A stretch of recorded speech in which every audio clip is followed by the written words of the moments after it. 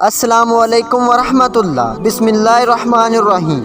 تو دوستو وہ زور زور سے رو کر دکھائی دینے لگا، ہائے لوگو، ہمارا نیک دل بادشاہ آج وفات پا گیا، افسوس آج دنیا تاریخ ہو گئی۔ ایک نوجوان نے کسی تنگ دست بوڑھے کی مدد کی تھی، گردش زمانے سے یہ نوجوان کسی سنگین جرم میں گرفتار ہوا اور اس کو قتل کی سزا سنائی گئی۔ سپاہی اس کو لے کر قتل گاہ کی طرف روانہ ہوئے تو تماشا دیکھنے کے لیے سارا شہر امڑ آیا۔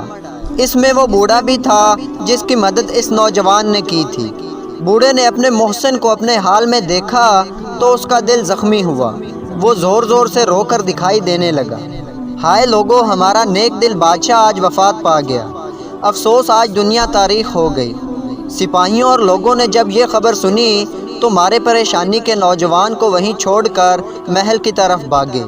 بوڑھے نے فوراً اس نوجوان کی زنجیریں کھولیں، اس کو بھگا کر خود وہاں بیٹھ گیا۔ سپاہی محل میں پہنچے تو بادشاہ وہیں موجود تھا، کسی آنے سے ہو کر وہ وہاں سے کھسک لیے۔ قتل گاہ میں آئے تو دیکھا سامنے بوڑھا بیٹھا ہے، جبکہ نوجوان 9-2-11 ہو گیا تھا۔ سپاہی ساری صورتحال سمجھ گئے، بوڑھے کو گرفتار کر کے بادشاہ کے پاس لے گئے اور سارا ماجرا سنا دیا۔ بادشاہ نے جو اپنے مرنے کی جھوٹی خبر سنی تو غضبناک ہو کر تخت سے اٹھ کھڑا ہوا اور گرج کر بولا، اے بوڑھے، تیری اتنی ہمت کیسے ہوئی کہ تو نے میری موت کی جھوٹی خبر لوگوں میں پہنچا دی؟ آخر میں نے تیرا بگاڑا ہی کیا تھا؟ بوڑھے نے نرم لہجے میں کہا، علی جاں، میرے ایک جھوٹ بولنے پہ آپ پر کوئی آنچ نہیں آئی، لیکن میرے محسن نوجوان کی جان بچ گئی جس کو بے گناہ قتل کیا جا رہا تھا۔ جس وقت میں بھوکا مر رہا تھا تب اس نوجوان کے دیے ہوئے صدقے سے میں نے اپنے لیے اور اپنے خاندان کے لیے غذا کا بندوبست کیا تھا۔ آج اس کو بے گناہ مصیبت میں دیکھ کر مجھ سے رہا نہیں گیا۔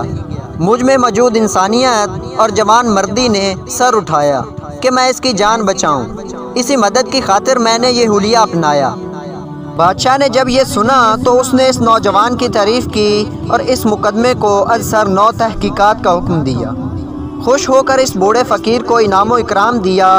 اس نوجوان سے جب کوئی پوچھتا کہ تیری جان کیسے بچی، وہ جواب دیتا، ایک حقیر سی رقم میرے کام آئی جو اس سائل کو ضرورت کے وقت میں نے دی تھی۔